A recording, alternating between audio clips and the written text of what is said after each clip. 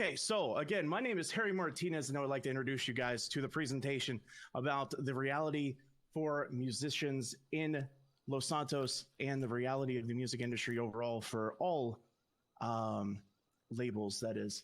Next slide. Currently, Wu-Chang staff are essentially volunteers. With 32 artists and 12 producers, Wu-Chang has contributed at least 90 songs on the radio, with more being planned and released and added throughout the rest of 2022. This is not including MDM, Cream Pie Creations, among other active music labels, regardless of how bad they are in comparison to Wu-Chang. Some statistics, for example, our prices below. When compared to doing jobs in the city like sanitation, our artists are being robbed of their time and not only having to focus on music, but then also having to come into the city and they continually work just so they can afford their bills, to be able to afford their cost of living, their asset fees, or whatever it may be.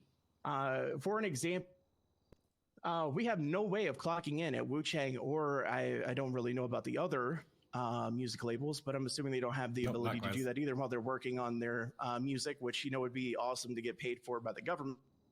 And then in, you know, comparison, we have $60,000 for production, which is roughly 8 to 12 hours, depending on, you know, for the producers. $10K per hour for mixing, which obviously takes up a lot of time, or $100,000 for a full song, which is legitimately 50 to 60 hours of work. And again, in comparison to sanitation, you make far much more money, you know, when given that. Next slide. What you're seeing now is an accurate and actual bank statement of Wu-Chang artists. For an example, Sudi Gamwich, who also works at Burger Shop, Deuce Smalls, who does various things throughout the city, and Aaron Alexander, who is currently in here right now to my left. That was his bank account after having I don't feel bad for them.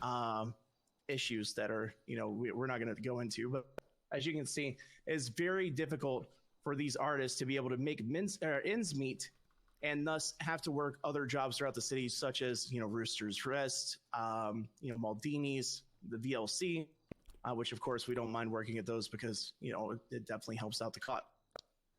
Regardless of that, though, these numbers are not faked. They've not been photoshopped. They've not been anything like that. It's just been straight up contextualized in screenshots from the phone and then brought over directly. Next slide. This has led to artists having crippling anxiety and depression. Ellie Knight is a new artist at Wu-Chang. She not only performs and has record ticket sales, helping Wu-Chang set the attendance record of 106 individuals at the Masquerade Ball on May 8th. She spends countless hours dedicated to Wu-Chang, while not knowing how she can pay her cost of living expenses from her home to asset fees. You know, this makes it incredibly difficult because she's, again, dedicated so much time, while also not being able to get anything in return. And it definitely feels like people are being ripped off in that way. Next slide. After speaking to several artists from Cream Pie, Mandem, and Wu-Chang, it doesn't matter who you sign with. On average, a negative 32% happens when you join a music label. This is highway robbery because music is being played on the radio, among other things, including, you know, trying to make ticket sales just so we can pay the artist for participating in these events, which is, again, highway robbery. Next slide. These are clearly not stonks. Artists throughout the city are having to work other jobs just to be able to afford their music career, regardless of how popular they are, including AA, who has had countless, you know, songs that have been released with literally my instant answer is no. Now go ahead and just repeat that sentence in your head for me and think about that.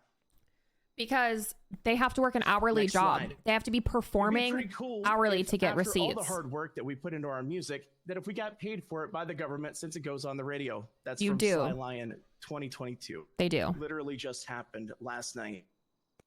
Next and final slide. As you can see, Sly had actually tweeted out about not having any money and needing to get money from people. Others are picking up trash just to be able to do things, including doing but you have to push tapes. You can see Quimbley with her dogs and her cats, who are both alcoholics now, that we did not give any absinthe to whatsoever, that are, you know, they're passed out on the tennis court and the basketball court. And then you see this man robbing Wu-Chang artists directly across from Wu-Chang, and then they're sitting in a corner together because they realize this is Los Santos, so they're going to get robbed all the time. They do get paid if you're pushing your tapes. The robber felt bad for them because they had nothing to steal. And that's because how these music artists are being dealt with.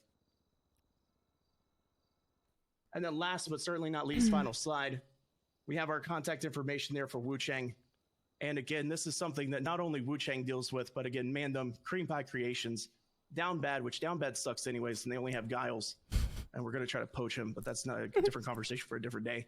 But what we're asking for with this, Bunny, is that these artists and the people that work for these music labels actually get pay, and it would help, you know, because we're not getting anything for this music that's produced on the radio that we consistently add to the radio, that we do so much for, and we get nothing in return. So we're asking for state funding to be able to help out these music labels. We just want to point out, we pay our artists just out of pocket, man. Yeah, okay. We do. We just, you know, Wu-Chang is not broke. We just, you know. Okay, question. I mean, we only have $400,000, but even still, then that's coming from other funded, you know, businesses that are associated with us. I obviously have a lot of questions. Firstly, how much research did you do? How much research? I literally spent the entire past week. Let me say some words as well. I'm going to stop you because you literally just said Down Bad Records sucks, and I'm the CEO of Down Bad Records. It does suck. Now, ma'am, listen. It does suck. No, I've been doing this for 4.5 years, this music shit. Throughout these 4.5 years, I've paid out of my pocket every fucking time. For all these years, it's never made fucking enough money for these people to even, you know, use their time on this. You do a show, you can make maybe like 60 grand a show, but you have so many artists performing them that each artist makes about 5 fucking grand. That's pennies. That's fucking pennies. These people need more money and they deserve more money. They put a lot more work into their fucking art craft than a lot of these people doing fucking delivery runs and picking cabbage or whatever the fuck they're doing. These people put hard fucking work and deserve more money. Thank you, Mr. K. That's all. And that's accurate. You know, we legitimately, you can ask Double A here. Double A has spent countless hours this past week helping produce music for other musicians in Wu-Chang. And we don't only work with Wu-Chang, we work with MDM, we work with Cream Pie, we work with Down Bad. We have no issues working with anybody whatsoever. The music industry is actually one of the most non-toxic environments as of late. You know, we absolutely work together. I didn't like that meeting at all. Me either. It felt like they were like, give us money because we're Wu-Chang.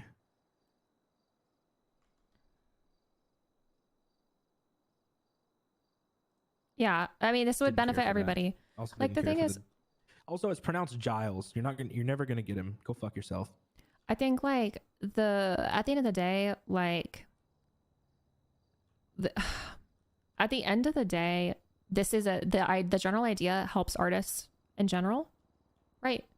Like I want to make sure that artists are feeling compensated. But the thing at the end of the day, Crimea River, you chose to be an artist. You could easily, most people work 2 jobs. 100%. At the end of the day, it's like every single person that I know, that's the thing is they just don't want to have to work. They don't want to have to do other jobs. And so it's like, I get it, but no, I'm not giving you a fucking, like, I'm not going to approve a receipt system for them to just sit and do nothing. No, I wouldn't. But the thing is, like, radio, like, if there's a way to subsidize radio plays for them or whatever, you know what I mean? I don't know if tape plays would be able to be played because we'll be able to be paid from tape plays other than, like, how it's done already. Because if we were played by amount of tapes, like, if Tommy played a song, right, with his eyes open. Right. $120,000 paycheck to that artist immediately, right? Well, not necessarily, because they would have to go listen to it on their own. Yeah, but like they're gonna do that to get that pay. You know what I'm saying? So that's well, that's why I'm thinking like, does the radio cycle out songs? No. I need to add a bunch of songs. I've just been waiting for them to be sent to me. Stardust. Honestly, and I feel even less bad for management. They should be paying themselves. I don't give a shit about him. I'll work to get artists more money, but. You decided to run a record label. You decided to be a manager. Fucking cry me a river.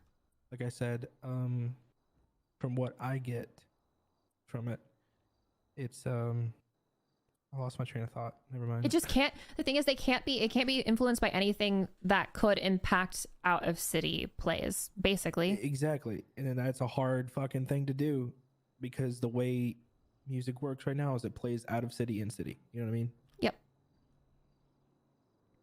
So I don't know. They're asking for a lot.